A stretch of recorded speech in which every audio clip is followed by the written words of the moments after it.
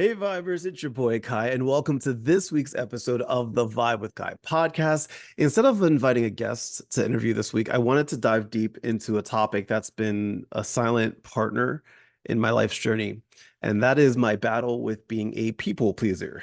Yeah, it's a real thing. And oh my God, it has been a roller coaster. Seriously, like every twist and turn and every upside down loop and corkscrew of this roller coaster ride, it's taught me valuable lessons about myself, my relationships, and simply how I navigate the world around me. It's kind of like I've been on autopilot trying to trying to ensure that everyone else is having a smooth flight, and then I'm often forgetting to secure my own oxygen mask, like they said that we should. But here's the twist. Um I'm learning to take control. I'm learning how to pilot my own journey with intention and self-awareness.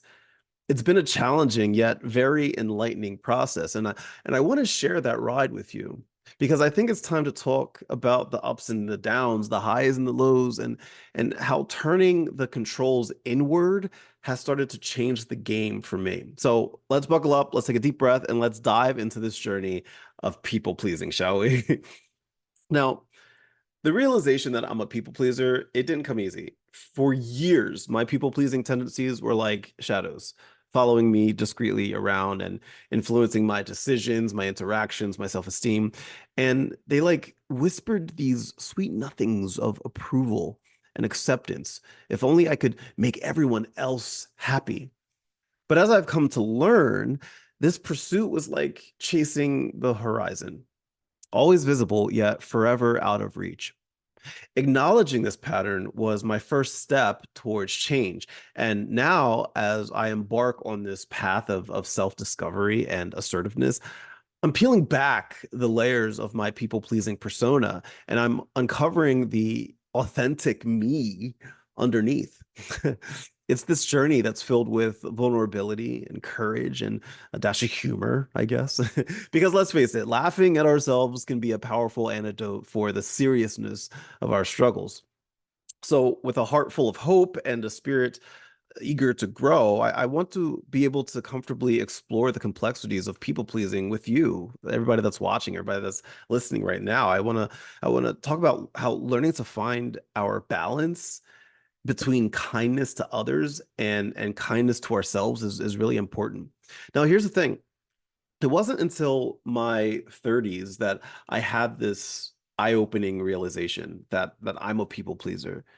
And this revelation hit me like a ton of bricks, not because it was a completely alien concept, but because I finally connected the dots on how pervasive it was in every aspect, every facet of my life. We're talking about friendships that felt more like full-time emotional support gigs and romantic relationships where I constantly put my own needs on the back burner and work situations where I'd agreed to impossible deadlines just to avoid disappointing anybody.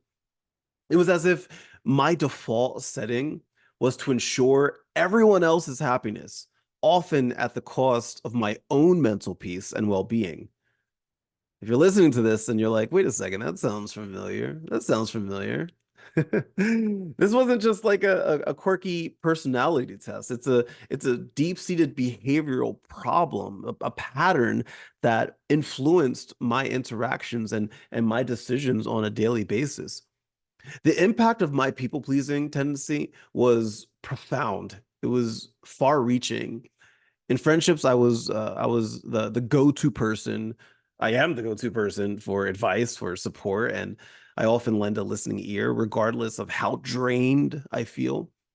Romantically, I found myself in situations where my desires and needs were secondary, always prioritizing my partner's happiness over my own. And at work, this manifested into overcommitting to projects, taking on more than I could handle, and struggling silently under the weight of expectations. Each of these instances of bending over backwards to make other people happy, it chipped away at my own self-esteem. It chipped away at my own personal boundaries, leaving me feeling depleted and undervalued. You know what I'm saying? It was a cycle of seeking validation and approval at my own expense, a pattern that was so ingrained that breaking free from it required a conscious and concerted effort. Now, being an introvert with ADHD and generalized anxiety disorder and bouts of severe depression, navigating the waters of people pleasing, it's like adding a storm to an already tumultuous sea. You know what I'm saying? Like my inherent nature to keep everyone around me happy, compounded with my mental health challenges, meant that I am constantly pushing my own limits, often without even realizing it. And this relentless drive to meet expectations of others while neglecting my own needs, it has led often to a cycle of overcommitment. The more I stretched myself thin, the more overwhelmed and anxious I became. It was this perpetual state of trying to balance on a tightrope with the added pressure of ensuring that everybody else was content with my performance. You know what I'm saying? That spiral, it like honestly, it hit me hard. It hit me hard recently while I've been directing and choreographing Ghost the musical at the Broadway Theater of Pittman in Pittman, New Jersey. Um, Ghost the musical, it's a demanding project, one that required my full attention, my full energy, full passion. We would rehearse Tuesday, Wednesday, Thursday, Saturday. And those are just the rehearsal days. That Mondays and Fridays and Sundays were the days that I would use to prep for those rehearsals. So I've been working on this musical nonstop since January for I mean the pre-production process started last year, but actively rehearsing and stuff like that began the first week of January. So it's been nonstop for me. And in my quest to make this production perfect for everyone involved, from the cast to the crew and ultimately the audience, I found myself stretching beyond my limits. I was often staying late after rehearsals or often agreeing to last minute changes, and I was constantly reassuring everyone that everything was under control even when I felt like it was slipping away from me. And my commitment to others' happiness and the success of the show, it led me to ignore my own needs. I was sacrificing sleep, I was sacrificing personal time, and I was even sacrificing my own mental health. And it became clear that my people pleasing tendencies were taking a toll, not just on my well being, but the quality of my work. And that realization was jarring, so jarring, right? It was forcing me to confront the fact that my desire to please was unsustainable. It really was. This wake up call was pivotal for me. It dawned on me that my people pleasing wasn't a mere quirk or a benign trait, but it was a significant challenge that needed immediate and serious attention. I recognized that trying to be everything to everyone, I was risking burnout and jeopardizing my health. The intensity this realization prompted me to reflect on my patterns of behavior, understanding that my tendency to overextend was not just affecting my work on Ghost, but it was a recurring theme in many areas of my life. And I knew at this point it was time for me to tackle this challenge head on, to learn to how to set boundaries, to prioritize my mental health, and to find a balance between supporting others and taking care of myself. And I got to tell you, this moment of clarity was not just about saving the production or my professional reputation, but it was about saving myself from the cycle of people pleasing that had dominated so much of my life.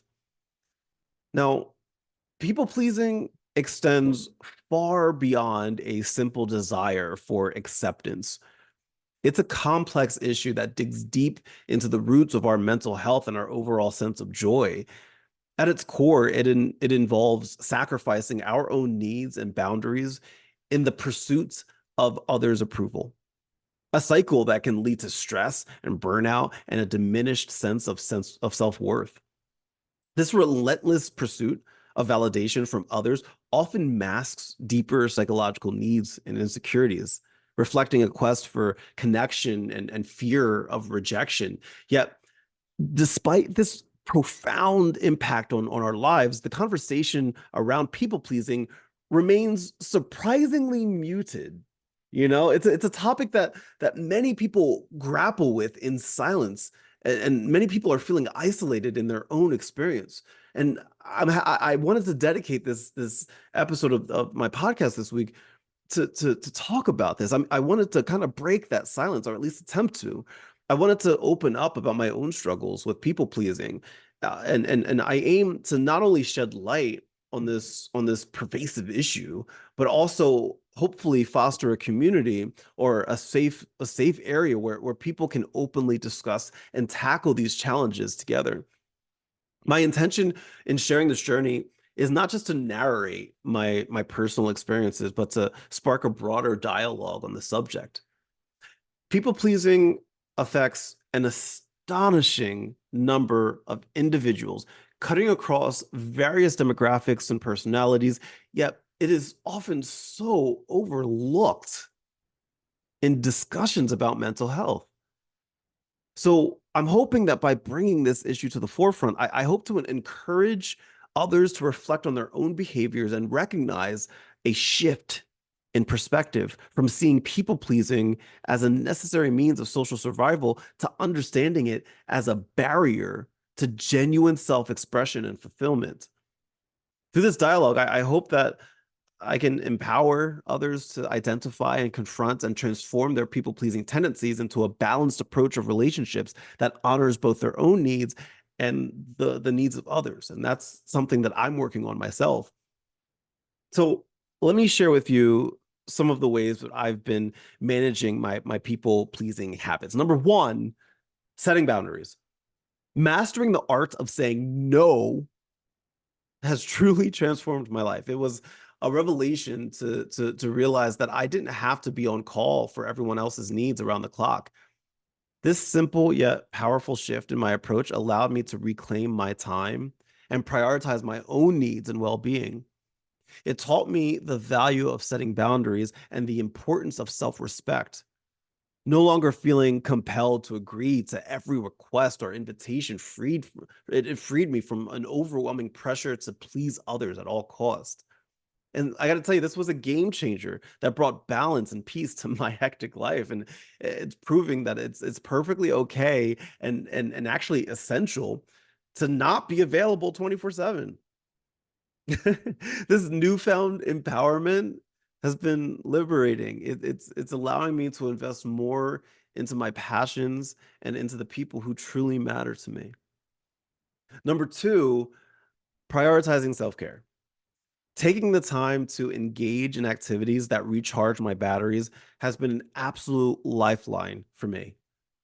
In these moments, whether I'm lost in the pages of a captivating book, or if I'm binge watching a new series on Netflix, or if I'm silently just sitting in my living room with my cats, cuddling and just taking in the silence, or maybe I'm just outside taking a leisurely walk around my building at work, just taking in the quiet embrace of nature. That all of that, it reminded me of the importance of self-care, because these activities are not just items on a to-do list. They are essential practices that help me maintain my mental equilibrium. They offer me a sanctuary from the demands of daily life and the pressures of people pleasing. And by prioritizing these moments of self-care, I affirm to myself that my well-being is non-negotiable. It's a commitment to ensuring that I am the best version of myself, not just at my own sake, but also so that I can be present and authentic for those around me. Number three, mindfulness practices. Staying present has become a cornerstone of my approach to managing my people pleasing tendencies. It's like having an internal radar that beeps whenever I'm veering too close to that old habit of putting everyone else's needs ahead of my own. Now, this mindfulness practice involves more than just recognizing the impulse to jump at every request or to smooth over every situation. It's about consciously acknowledging that urge and then making a deliberate choice not to act on it. Instead of automatically saying yes or rushing to fix things, I pause, I breathe, and I remind myself that it's okay to prioritize my needs and my feelings. This pause gives me the space to respond rather than react, allowing me to make choices that align with my well being and personal boundaries. It's a simple yet profoundly effective strategy that helps me maintain my balance and stay true to myself amidst a myriad of demands on my life. And finally, number four, seeking support. Therapy has been an absolute pivotal part of my journey towards self improvement and mental health awareness. Diving into therapy, I was met with an array of strategies and insights that have been instrumental in my understanding of people pleasing tendencies. It's more than just talking about my feelings, it's about dissecting the why behind my actions, the deep-seated reasons that drive my need to please others at my own expense. Through consistent sessions, my therapist has equipped me with practical tools and techniques that empower me to manage those tendencies in a healthy and constructive manner. It's been a space of growth and learning, and most importantly, healing, allowing me to navigate my interactions and personal boundaries more effectively.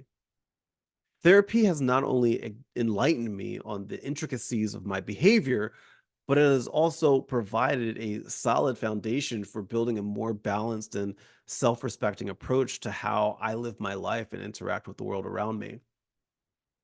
Here's the thing: I've made a vow to myself that I won't let innate desire to please dictate the course of my life. My moments of joy, my overall happiness, it will not be dictated by my desire to please others. This inclination, while coming from a place of kindness, often led me down paths that weren't in my best interest, leaving me drained and disconnected from my own needs. Recognizing this pattern was the first step towards liberation. Now, each day, I make a conscious decision to prioritize my well-being. I make a conscious decision to prioritize my aspirations. I make a conscious decision to prioritize my emotional health. It's not always easy. I don't want you to think that I'm talking about this and it's super easy. It's not. It's not always easy, especially when old habits try to resurface into my life. But it's undeniably empowering. Choosing myself doesn't mean that I care any less about others. It means I'm putting on my oxygen mask first, so I can be more present and supportive in a healthy, balanced way. This commitment to self choice is one of the most liberating decisions that I've ever embraced. It's a journey that requires constant vigilance and self reflection, but the rewards are immeasurable. Not only has it led to a deeper understanding of who I am and what I value, but it's also allowed me to cultivate relationships and engage in work that truly resonates with my authentic self. The joy and happiness that comes from living a life aligned with my own values rather than the expectations of others, it's profound. It's a form of self-respect and self-love that I wish for everyone. This path, I'll be honest, it's not devoid of challenges, but each step taken is a testament to the strength and a testament to the resilience within, affirming that I am indeed worth choosing. I get a lot of questions about people pleasing, so I wanted to address some of the common questions that I get. Is it bad to make people happy? Is it bad to want to make people happy? Absolutely not. The desire to bring joy to those around us is a deeply ingrained and beautiful aspect of human nature. It's a reflection of empathy, compassion, and the innate wish to contribute positively to the lives of others. However, It's crucial to remember that this generous inclination should not lead to neglecting your own needs and your own well-being. When the effort to please others compromises our mental, emotional, or physical health, it becomes counterproductive. Striking a balance is key. It's entirely possible to be kind and giving while also ensuring that we're not depleting our own resources. Prioritizing self-care and setting healthy boundaries are not acts of selfishness. Rather, they are essential strategies for maintaining our ability to care for other people sustainably and joyfully. Another question that I get, how do I start setting boundaries? It's a good question. Embarking on the journey of setting boundaries can seem daunting at first, but the key is to start with the small stuff. Begin by practicing the art of saying no to the minor requests that come our way, right? Those that you know deep down don't align with your priorities or your well-being. This initial step is crucial because it helps build the muscle of assertiveness in a relatively low stakes environment. Now, as you grow more comfortable with this practice, you'll find it increasingly easier to tackle larger, more significant requests that demand even more from you. Remember, the essence of setting boundaries is not about shutting people out, but about respecting your own limits. It's a gentle reminder to yourself and others that your needs, your time, and your energy are valuable. By honoring these boundaries, you're not only protecting your mental health, but also cultivating a healthier and more balanced life. One of my good friends, her name is Judy Hu. She has a great book about boundaries. Look her up, Judy Hu, Judy Hu. I've interviewed her multiple times here on my podcast. She's fantastic, and she is a boundaries coach. So I 100% would recommend looking her up because you're going to learn a lot from her about boundaries. um, Another question that I often get about people pleasing is, can people pleasing be completely eliminated? Okay, let's see how I want to answer this. Um, Managing people pleasing tendencies is more about striking a balance than completely eradicating this aspect of your personality. Does that make sense? Right? The true goal lies in becoming aware of when our desire to please others starts infringing on our own well-being and happiness. By recognizing these moments, we empower ourselves to consciously adjust our behavior. This isn't just about denying our nature, but rather ensuring that our actions align with what's genuinely healthy and beneficial for us. It's a journey of self-discovery and self-improvement, where the focus shifts from seeking external validation to nurturing our inner peace and satisfaction. And through this process, we learn to honor our needs and boundaries, leading to a more balanced and fulfilling life. So there you have it, Vibers. There you have it. My journey with people pleasing. Listen, it's an ongoing process, but I'm armed with awareness and tools and the determination to live my life on my terms. This path isn't always easy. It's filled with challenges and many moments of self-doubt. Many moments of self-doubt. Those I was talking about Ghost the musical earlier. Man, there was a point during our tech week I was some of the cast doesn't know this, so if they're listening to this right now, this might be a surprise to some of them, but there was a moment during during our tech where I went out into the lobby of the theater and I was just like bawling my eyes out in front of my stage manager and my producer because I just wanted everybody to be happy. I wanted everybody to find as much joy in this process as I was finding in that. And I just I felt like I wasn't doing a good job at making everybody happy.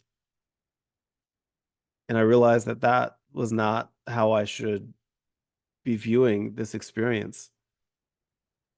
I mean, this ghost experience has been so joyful, and I've learned so much, and it makes me a better director. And the show is something I'm very proud of, and I'm so proud of this cast and this crew.